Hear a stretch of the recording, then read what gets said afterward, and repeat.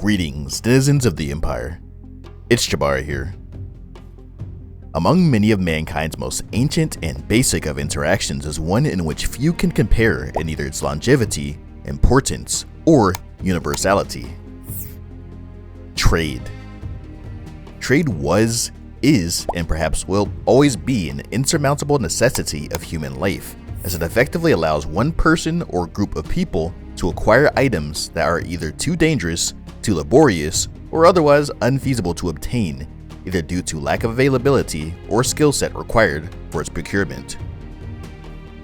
Early European explorers to the Americas, for example, would acquire food items from Native Americans such as maize, potatoes, and maple syrup, the latter of which is still grown entirely in North America, as environmental conditions favorable to the sugar maple tree simply do not exist anywhere outside of the continent. However, throughout history, initiation of interactions with foreign peoples was usually rife with confusion, as one group of people would have looked, acted, and behaved strangely to the other, and worst of all, any form of spoken or written language to communicate simply would not have existed. Naturally, this could sometimes lead to conflict, and worse, long-term termination of lucrative sources of exotic goods from the belligerent party. On the African continent, however, it seems that human societies had developed an effective means of establishing peaceful trade with one another long ago, and a single word need not be spoken, and its namesake reflects that very fact.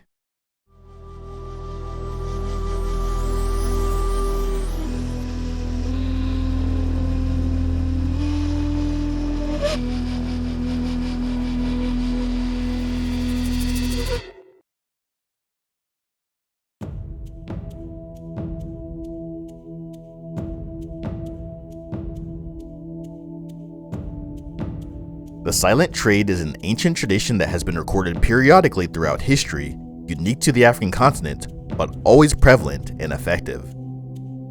The earliest written mention of this trade system comes from the Greeks. In the 5th century BCE, Herodotus described the West African gold trade, based on information in which the Carthaginians used to visit a country in Libya and a nation beyond the Pillar of Hercules, go thither and unlade their merchandise and set it in order along the beach. Then they return to their ships and raise a smoke, and the people of that place, when they see the smoke, go down to the sea. Then they set down gold in exchange for the merchandise and retire afar off, and the Carthaginians go ashore and look at the gold, and if they deem it sufficient for the merchandise, they take it and depart. But if they think it's not sufficient for the merchandise, they take it and get back to their ships, and the people draw nigh and add more gold until they are satisfied. And neither of them do wrong to the other, for the Carthaginians touch not the gold until it is made equal to the worth of the merchandise, and the people touch not the merchandise until the Carthaginians have taken the gold. I just want to briefly shout out Happy Hippo Herbals for making this video possible. Happy Hippo Herbals is a provider of numerous alternative medicine products, some of which I use regularly to help me stay focused and feel less anxious in my daily life. If you use my referral link or my referral code FN10, you can receive a 10% discount on all Happy Hippo Herbals products. Go to fromnothing.info/market for my affiliate link and for links to other partners that I've worked with in the past. In other words, Party A would deposit their goods in a neutral location outside of the borders of either entity and then withdraw. Party B would arrive and deposit their own goods in a quantity that they think is fair and then leave without taking anything. Party A would then return, and if they were satisfied with Party B's offer, they'd then take it and leave their own goods behind. Party B would come back later and take their share. However, if Party B was not satisfied with Party A's initial offer, they'd simply leave and wait patiently for Party A to return and increase the quantity of the deposited goods. This process would continue until both parties were satisfied. However, in the event that an agreement could not be reached between the two parties, they would simply leave with their own goods. This ensured fair and honest trade between groups without any conflict. Yeah, because they had to. Because Negroes were so violent and savage that they couldn't trade face to face like the white man. And besides, what were primitive Negroes gonna trade? Sticks and rocks? Nope, the black man was always peaceful. It was just a paradise utopia before the white man showed up. It's the white man that killed and enslaved everybody.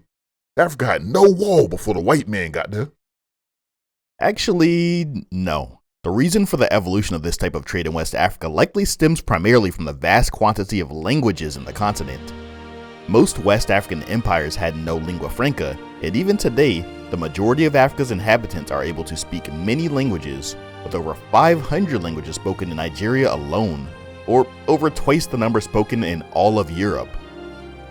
With that said, it would have been incredibly difficult to have interpreters for all of their trade partners at all times. War was definitely a real threat throughout African history, and reducing chances of violence was a key benefit to this sophisticated trade system. Though violent encounters were not unique to the African people, of course.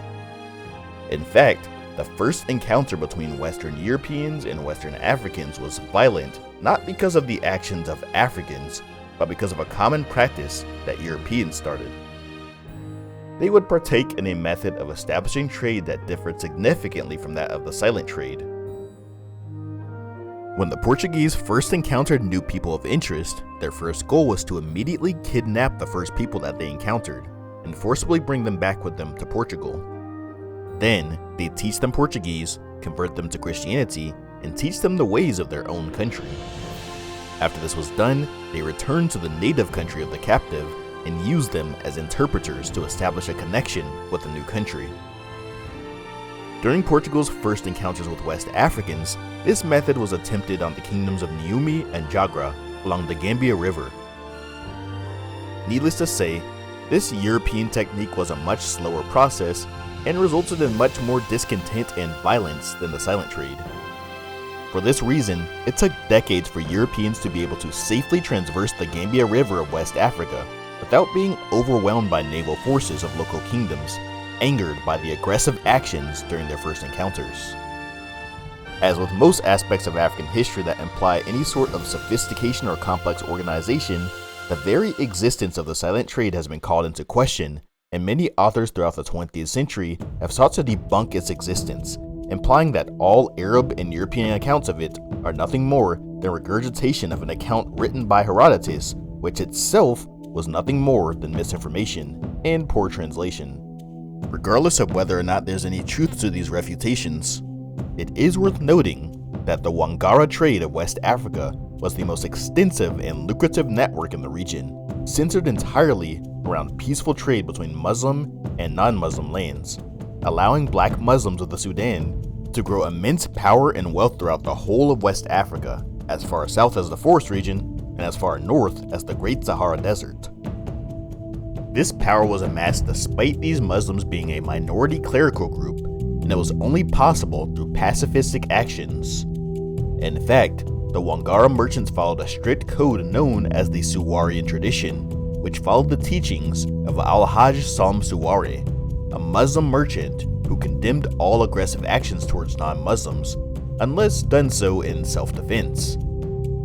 Considering the longevity and effectiveness of the Wangara trade, being well documented in ancient Carthage and the Ghana Empire, as well as the sheer geographic extent of this encompassing lands that house several hundreds of languages, it is very logical that a system like the silent trade would have been completely necessary to establish. I hope you all enjoyed this very short video on the silent trade of Africa, and if you enjoyed it, please be sure to like, comment, share, and subscribe. For sources, check out my website, linked below. If you'd like to support future projects, you can do so there as well, or by clicking the join button below, or by becoming a patron. I hope you all enjoyed the video. Thanks for watching as usual, and always remember, we don't come from nothing.